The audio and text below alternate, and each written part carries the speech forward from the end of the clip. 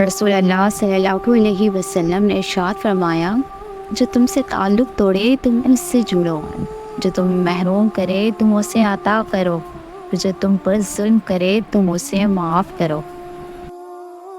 رسول اللہ صلی اللہ علیہ وسلم نے فرمایا، اللہ تعالیٰ فرماتا ہے کہ میں اس مومن بندے کا جس کی میں کوئی عزیز چیز دنیا سے اٹھا لوں اور وہ اس پر ثواب کی نیت سے صبر کر لے تو اس کا بدلہ میرے یہاں جنت کے سوا اور کچھ نہیں۔ رسول اللہ صلی اللہ علیہ وسلم سے پوچھا گیا، سب سے افضل انسان کون ہے؟ آپ صلی اللہ علیہ وسلم نے فرمایا، ہر وہ شخص جو دل کا صاف اور زبان کا سچا ہو۔